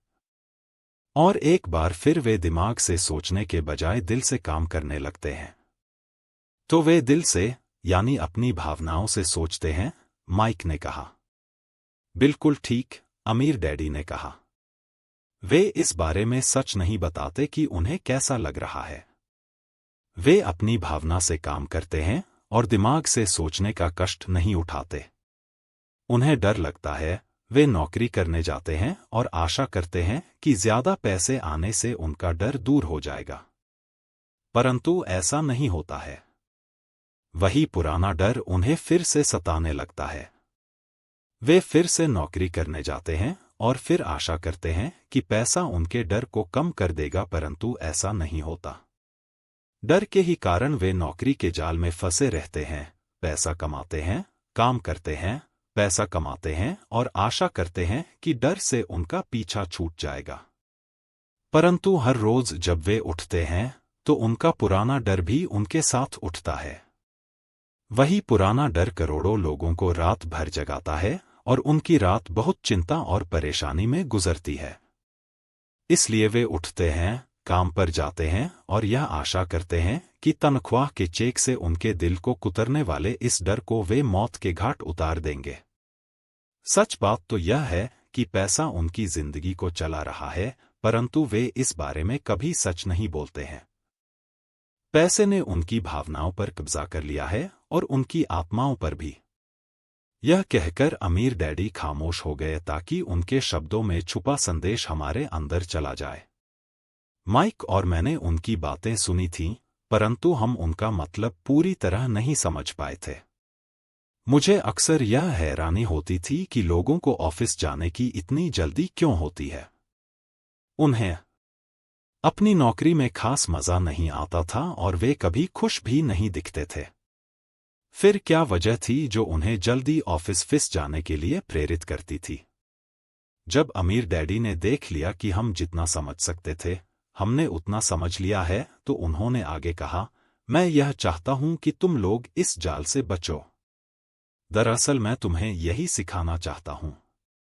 मेरा मकसद तुम्हें सिर्फ अमीर बनना सिखाना नहीं है, क्योंकि अमीर बनने से समस्या नहीं सुलझेगी। अमीर बनने से समस्या नहीं सुलझेगी? मैंने आश्चर्य से पूछा। बिल्कुल नहीं। मुझे दूसरी भावना, इच्छा के बारे में अपनी बात पूरी करने दो। कुछ लोग इसे लालच कहते हैं, परंतु मैं इसे इच्छा कहना ज्यादा पसंद करता हूं। यह बुरा नहीं है कि हम किसी बेहतर, ज्यादा सुंदर, ज्यादा सुखद या रोमांचक चीज की इच्छा रखें। लोग इच्छा की वजह से भी पैसे के लिए काम करते हैं। उन्हें सुख के लिए भी पैसे की जरूरत होती है, क्योंकि वे मानते हैं कि पैसे से सुख खरीदा जा सकता है। परंतु पैसा जो खुशी देता है, वह अक्सर पल भर की होती है। उन्हें ज्यादा खुशी, ज्यादा आनंद, ज्यादा आराम, ज्यादा सुरक्षा हासिल करने के लिए और ज्यादा पैसे की जरूरत होती है। इसलिए वे काम करते रहते हैं और यह सोचते रहते हैं कि पैसा डर और लालच से परेशान उनकी आत्माओं को शांत कर देगा। परंतु पैसा यह काम नहीं कर सकता। अमीर होने के बाद भी नहीं? माइक ने पूछा। हां, अमीर होने के बाद भी नहीं, अमीर डैडी ने कहा। दरअसल बहुत से अमीर लोग इच्छा के कारण नहीं, बल्कि डर के कारण अमीर होते हैं। वे सचमुच सोचते हैं कि दौलत हो तो पैसे न होने का डर, गरीब होने का डर खत्म हो जाता है, इसलिए वे ढेर सारी दौलत जमा कर लेते हैं और तब जाकर उन्हें पता चलता है कि उनका डर और बढ़ गया है। उन्हें अब इसके खोजे की चिंता सताने लगती है। मैं ऐसे दोस्तों को जानता हूं जो बहुत सा पैसा होने के बाद भी काम में जुटे रहते हैं। मैं ऐसे लोगों को भी जानता हूं जिनके पास आज करोड़ों की दौलत है, परंतु वे आज उससे भी ज्यादा चिंतित और परेशान हैं जितने वे अपनी गरीबी के दिनों में थे। उन्हें इस बात का डर है कि वे अपनी सारी दौलत खो देंगे। अमीर बनने से पहले जो डर उन्हें सता रहे थे, वे अमीर बनने के बाद और भी बढ़ गए हैं। दरअसल उनकी आत्मा का कमजोर और जरूरतमंद हिस्सा अब और तेजी से चीख रहा है। वे अपने आलीशान बंगलों, शानदार कारों और उस ऐशो-आराम की जिंदगी को नहीं खोना चाहते जो पैसे से खरीदी गई है।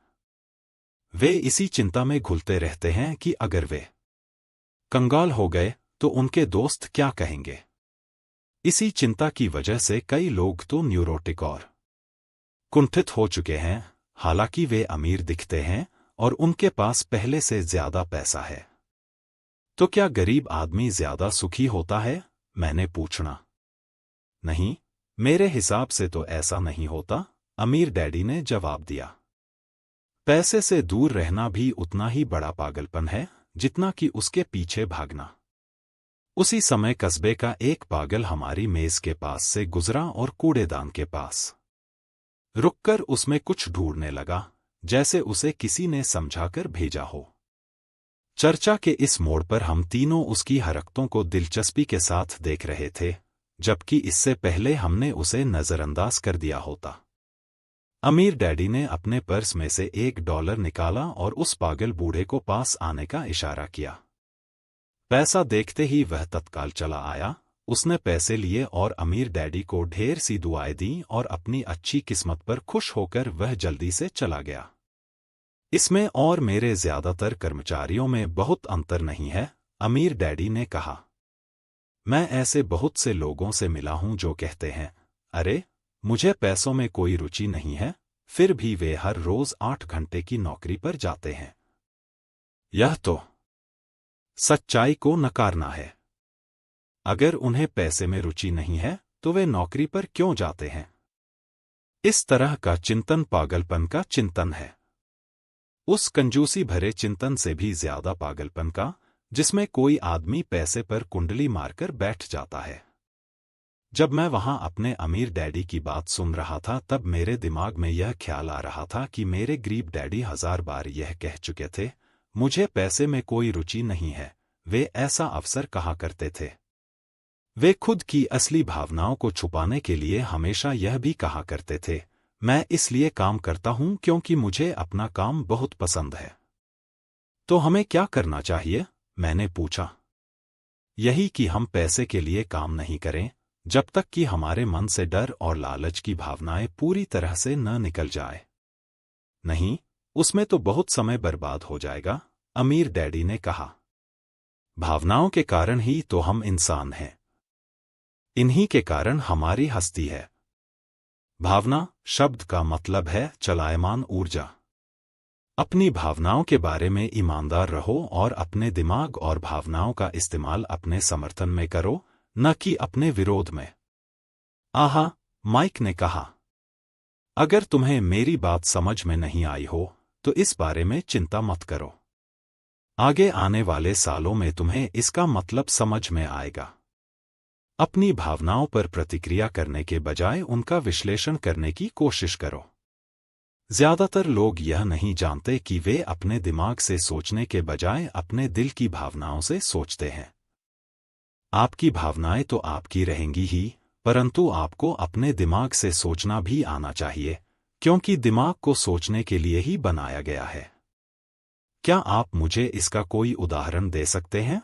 मैंने पूछा। क्यों नहीं, अमीर डैडी ने जवाब दिया। जब कोई आदमी कहता है, मुझे नौकरी खोजने की जरूरत है, तो इस बात की बहुत संभावना है कि उसकी भावनाएं फैसला कर रही हैं। इस विचार का असली कारण है पैसा न होने का डरा। परंतु अपनी जिंदगी चलाने के लिए लोगों को पैसे की जरूरत तो पड़ती ही है, मैंने कहा। बिल्कुल पड़ती है, अमीर डैडी मुस्कराए। मैं सिर्फ यह कह रहा हूं कि उनके डर के कारण उनके मन में यह विचार आता है। मैं समझ नहीं पाया, माइक ने कहा। अमीर डैडी ने कहा, अगर आपके मन में पैसे की कमी का डर जाग जाए तो तत्काल नौकरी ढूंढने के लिए दौड़ मत लगाइए ताकि कुछ रुपयों के सहारे उस डर को मार दिया जाए। इसके बजाय आप खुद से यह सवाल पूछिए, क्या लंबे समय में इस डर का सबसे बढ़िया इलाज नौकरी है? मेरे ख्याल से इसका जवाब नहीं होता है, खासकर जब आप किसी आदमी की पूरी जिंदगी को देखते हैं। नौकरी दीर्घकालीन समस्या का अल्पकालीन समाधान है। परंतु मेरे डैडी हमेशा कहा करते हैं, स्कूल में पढ़ो, अच्छे नंबर लाओ, ताकि तुम्हें एक सुरक्षित और अच्छी नौकरी मिल सके। मैंने हड़बड़ी में बोल ही दिया, हाँ, मैं समझ सकता हूं कि वे ऐसा क्यों कहते हैं, अमीर डैडी ने मुस्कुराकर कहा। ज्यादातर लोग ऐसी ही सलाह देते हैं और ज्यादातर लोगों के लिए यह एक अच्छा विचार होता है। परंतु लोगों की इस सलाह के पीछे भी डर छुपा होता है। आपका यह मतलब है कि मेरे डैडी ऐसा इसलिए कहते हैं क्योंकि वे डरे हुए हैं? हाँ, अमीर डैडी ने कहा। वे घबराए हुए हैं कि शायद तुम पैसा नहीं कमा पाओगे और समाज में फिट नहीं हो पाओगे। मुझे गलत मत समझना। वे तुम्हें प्यार करते हैं और तुम्हारा भला चाहते हैं। और मैं सोचता हूं कि उनका डर सही भी है। शिक्षा और नौकरी महत्वपूर्ण है, परंतु इससे डर का इलाज नहीं होगा। वही डर जो उन्हें सुबह उठकर कुछ रुपए कमाने के लिए प्रेरित करता है, उसी डर के कारण वे तुम्हारे स्कूल जाने पर इतना जोर देते हैं। तो आपकी सलाह क्या है? मैंने पूछा।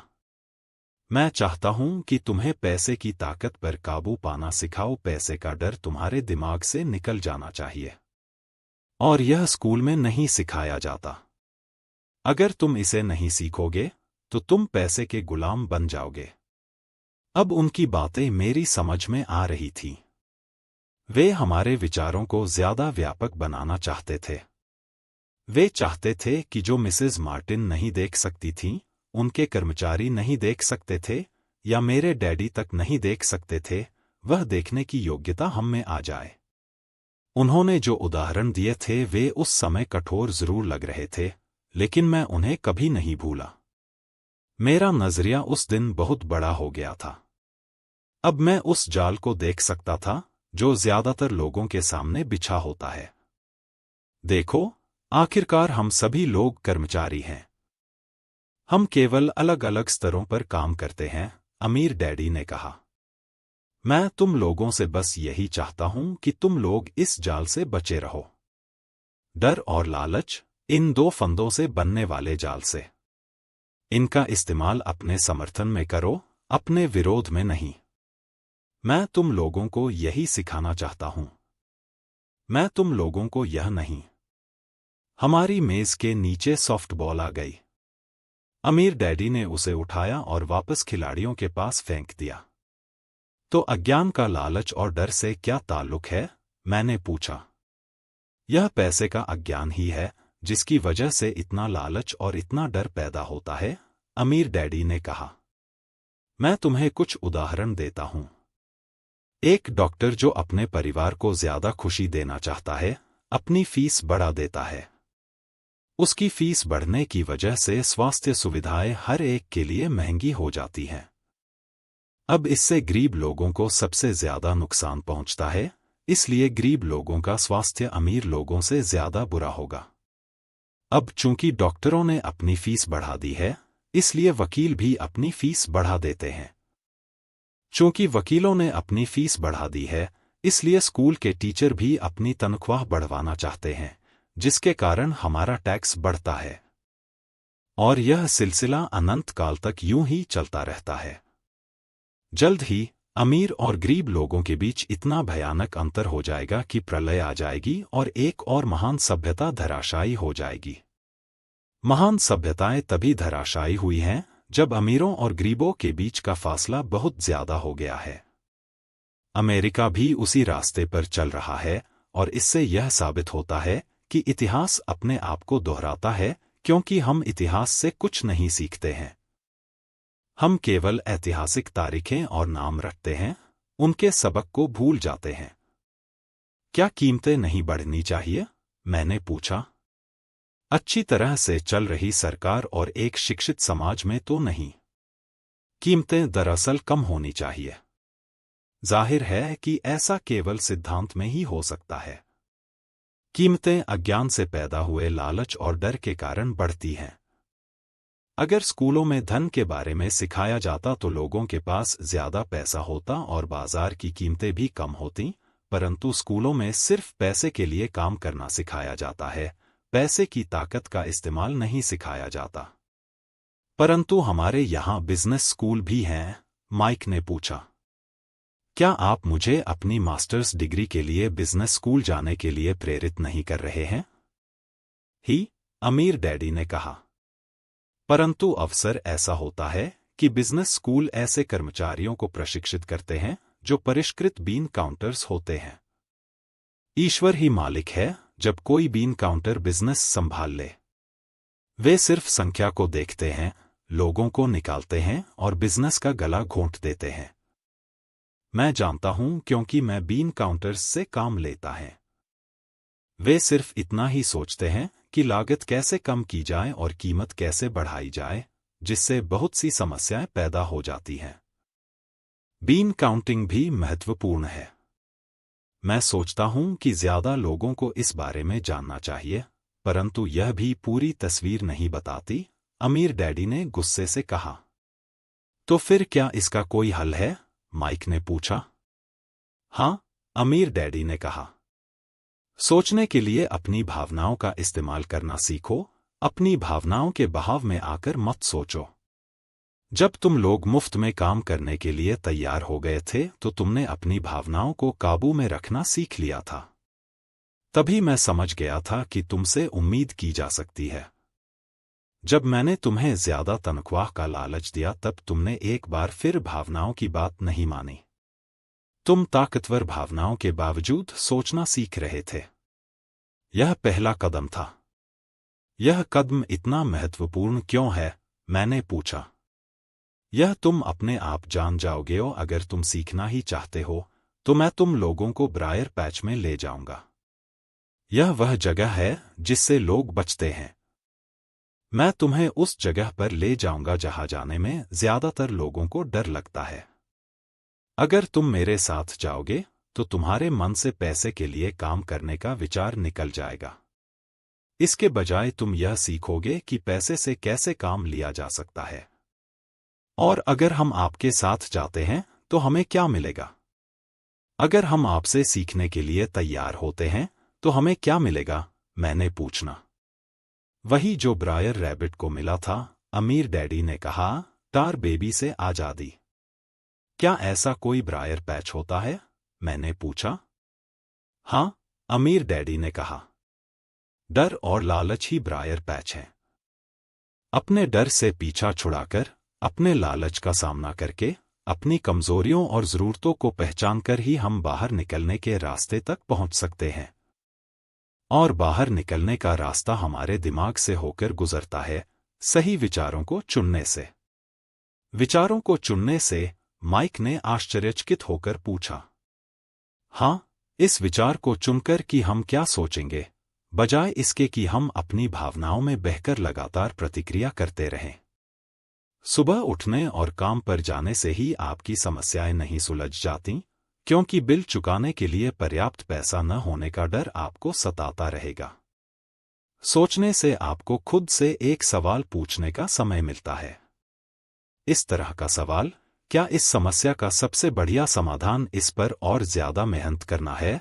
ज्यादातर लोग इतनी बुरी तरह घबराए होते हैं कि वे खुद अपने आप को असली बात नहीं बताते कि डर हावी हो रहा है, और नतीजा यह निकलता है कि वे सोच ही नहीं पाते और इसके बजाय दरवाजे से बाहर दौड़ लगा देते हैं। टार बेबी हावी हो जाती है। अपने विचार चुनने से मेरा यही मतलब था।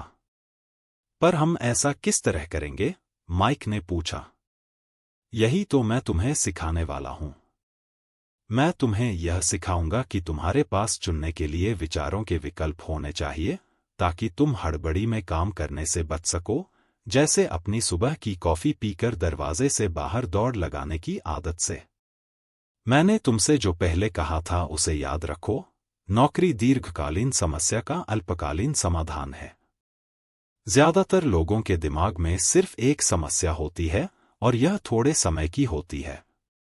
यह समस्या होती है महीने के आखिर में चुकाए जाने वाले बिल यानी टार बेबी।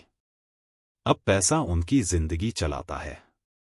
या मैं यह कहूं कि पैसे को लेकर उनका डर और अज्ञान उनकी जिंदगी चलाते हैं।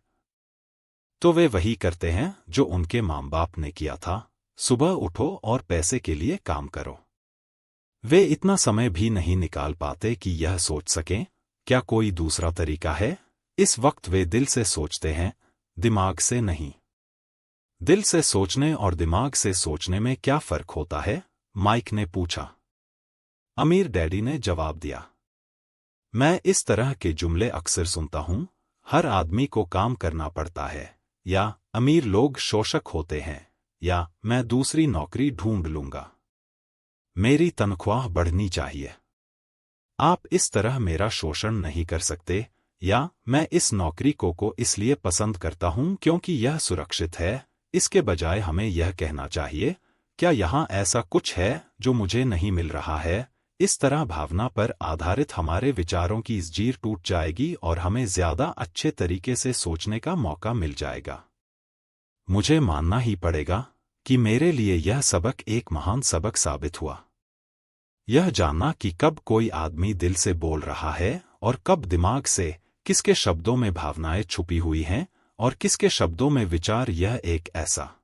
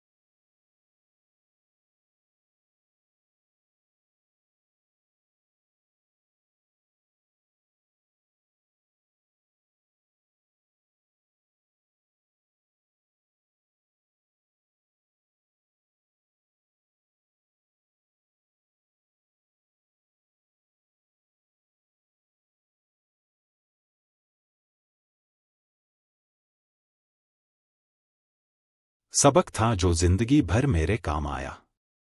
खास तौर पर तब जब मैं अपने दिल से यानी अपनी भावनाओं से बोल रहा था, न कि अपने विचारों या दिमाग से। जब हम स्टोर की तरफ वापस मुड़े तो अमीर डैडी ने यह कहा कि अमीर लोग हकीकत में पैसा बनाते हैं, वे इसके लिए काम नहीं करते। उन्होंने यह भी बताया कि 5 सेंट के शीशे के सिक्के ढालते समय जब माइक और मैं यह सोच रहे थे कि हम पैसे बना रहे थे, तो हमारे विचार उसी रास्ते पर चल रहे थे जिस पर अमीर लोग चलते हैं। दिक्कत सिर्फ इतनी थी कि हमारे लिए ऐसा करना गैरकानूनी था। सरकार और बैंकों के लिए ऐसा करना कानूनी था, परंतु हमारे लिए नहीं था। उन्होंने यह भी बताया कि पैसा कानूनी और गैरकानूनी दोनों ही तरीकों से कमाया जा सकता है। अमीर डंडी ने बाद में हमें यह समझाया कि अमीर लोग जानते हैं कि धन एक भ्रम है जो हकीकत में गधे के सामने लटकी गाजर की तरह होता है। धन के भ्रम के कारण जो डर और लालच पैदा होता है, उसकी वजह से ही अरबों खरबों लोग यह सोचते रहते हैं कि धन असली चीज है। धन दरअसल एक मायाजाल है। जनता के अज्ञान और भरोसे के भ्रम की वजह से ही ताश के पत्तों का यह महल खड़ा रह पाता है। सच कहा जाए तो गधे की गाजर धन से ज्यादा कीमती है, उन्होंने कहा। उन्होंने अमेरिका के गोल्ड स्टैंडर्ड के बारे में भी बात की और यह बताया कि हर डॉलर का नोट असल में चांदी का प्रमाण पत्र है। उन्हें इस अफवाह से चिंता हो रही थी कि किसी दिन हम लोग गोल्ड स्टैंडर्ड को छोड़ देंगे और हमारे डॉलर चांदी के प्रमाण पत्र नहीं रहेंगे। जब ऐसा होगा, बच्चों, तो कयामत आ जाएगी। गरीब, मध्यवर्गीय और नासमझ लोगों की जिंदगी इसलिए बर्बाद हो जाएगी क्योंकि वे यह भरोसा करते रहेंगे कि धन ही असली चीज है और वे जिस कंपनी के लिए काम करते हैं वह कंपनी या सरकार उनका ध्यान रखेगी। उनकी बातें उस दिन हमारी समझ में नहीं आ रही थीं, परंतु सालों बाद जाकर मुझे यह समझ में आया कि यह बड़े पते की बात थी। वह देखना जो दूसरे नहीं देख पाते।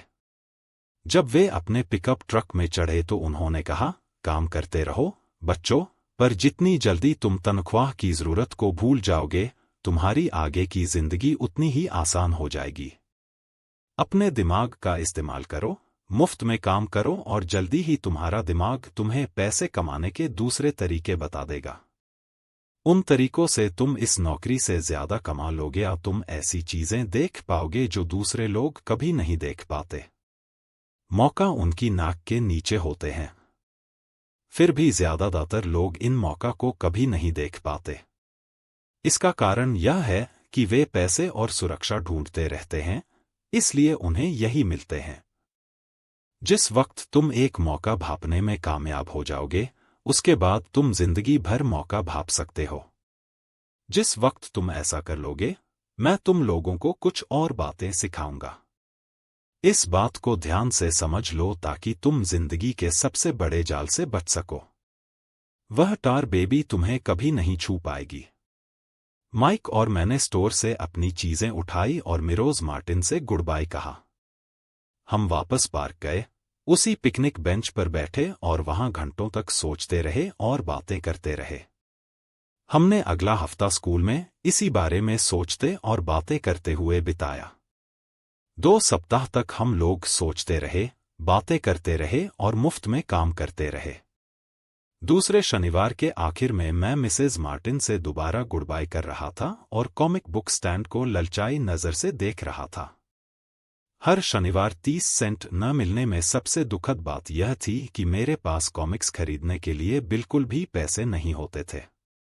अचानक, जब मिसेज मार्टिन मुझे और माइक को गुड बाय कर रही थीं, मैंने उन्हें एक ऐसा काम करते देखा जो इसके पहले कभी नहीं देखा था।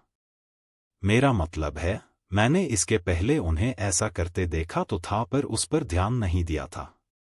मिरोज मार्टिन ने कॉमिक्स के पहले पेज को आधा काटा और उसे संभालकर अपने पास रख लिया। बाकी की पुस्तक को उन्होंने एक बड़े से भूरे कार्डबोर्ड के डिब्बे में डाल दिया। जब मैंने उनसे पूछा कि वे इन कॉमिक्स का क्या करती हैं, तो उन्होंने कहा, मैं उन्हें फेंक देती हैं। जब वह नई कॉमिक्स लाता है तो मैं ऊपर के आधे कवर को क्रेडिट के लिए कॉमिक बुक डिस्ट्रीब्यूटर को दे देती हूं। वह 1 घंटे में आने ही वाला है। माइक और मैंने 1 घंटे तक इंतजार किया। जल्दी ही वह डिस्ट्रीब्यूटर आया और मैंने उससे पूछा कि क्या हमें कॉमिक्स मिल सकती हैं। इस पर उसने जवाब दिया, आपको मिल सकती हैं अगर आप इस स्टोर में काम करते हैं और अगर आप यह वादा करें कि आप उन्हें दोबारा नहीं बेचेंगे। हमारी पार्टनरशिप एक बार फिर कायम हो गई थी। माइक की मम्मी ने बेसमेंट में हमें एक खाली कमरा दे दिया जो उनके किसी काम नहीं आता था। हमने उसकी सफाई करके उसमें सैकड़ों कॉमिक्स जमा कर ली। जल्दी ही हमारी कॉमिक्स लाइब्रेरी लोगों के लिए खोल दी गई। माइक की छोटी बहन को पढ़ने का बहुत शौक था, इसलिए हमने उसे अपना लाइब्रेरियन बना दिया। लाइब्रेरी में आने और कॉमिक्स पढ़ने के लिए वह हर बच्चे से 10 सेंट लेती थी। स्कूल खत्म होने के बाद हर दोपहर 2:30 से 4:30 तक लाइब्रेरी खुलती थी। पड़ोस के बहुत से बच्चे इसके ग्राहक बन गए थे और वे जितनी कॉमिक्स पढ़ना चाहते थे 2 घंटे में पढ़ सकते थे। यह उनके लिए बहुत बढ़िया सौदा था क्योंकि एक कॉमिक्स की कीमत 10 सेंट होती थी और 2 घंटे में वे 5 या 6 कॉमिक्स पढ़ लेते थे। माइक की बहन लौटते समय बच्चों की तलाशी लेती थी और यह देख लेती थी कि वे अपने कपड़ों में कॉमिक्स छुपाकर तो नहीं ले जा रहे हैं। वह इस बात का रिकॉर्ड भी रखती थी कि हर रोज कितने बच्चे आए, उनका नाम क्या था और उनके सुझाव क्या थे। माइक और मुझे 3 महीने तक हर हफ्ते $9.5 का औसत लाभ हुआ। हमने उसकी बहन को हर हफ्ते $1 का भुगतान किया और उसे मुफ्त में कॉमिक्स पढ़ने का फायदा भी दिया। हालांकि वह कॉमिक्स कभी कभार ही पढ़ती थी क्योंकि वह हमेशा अपनी पढ़ाई में लगी रहती थी। माइक और मैं समझौते के मुताबिक हर शनिवार स्टोर में काम करते रहे। साथ ही हम अलग अलग दुकानों से कॉमिक्स इकट्ठी करते रहे। हमने वादे के मुताबिक कॉमिक्स नहीं बेची। जब कोई कॉमिक्स फट जाती थी तो हम उसे जला देते थे। हमने इसकी एक शाखा खोलने की भी कोशिश की, लेकिन हमें माइक की बहन की तरह मेहनती और भरोसेमंद लाइब्रेरियन नहीं मिला। बहुत कम उम्र में ही हमने यह जान लिया था कि अच्छे स्टाफ को खोजना कितना मुश्किल होता है। लाइब्रेरी खुलने के 3 महीने बाद हमारी लाइब्रेरी में एक समस्या आ गई। दूसरे मोहल्ले के कुछ गुंडे अंदर घुस आए और उन्होंने झगड़ना शुरू कर दिया। माइक के डैडी ने सुझाव दिया कि हम अपना यह कारोबार बंद कर दें। तो इस तरह हमारा कॉमिक्स का धंधा बंद हो गया और हमने कन्वीनियंस स्टोर पर हर शनिवार काम करना भी बंद कर दिया। फिर भी अमीर डैडी रोमांचित थे क्योंकि उनके पास ऐसी बहुत सी नई बातें थीं जो वे हमें सिखाना चाहते थे। वे खुश थे क्योंकि हमने उनके पहले सबक को इतनी अच्छी तरह सीख लिया था। हमने यह भी सीख लिया था कि पैसे से अपने लिए काम कैसे करवाया जाता है।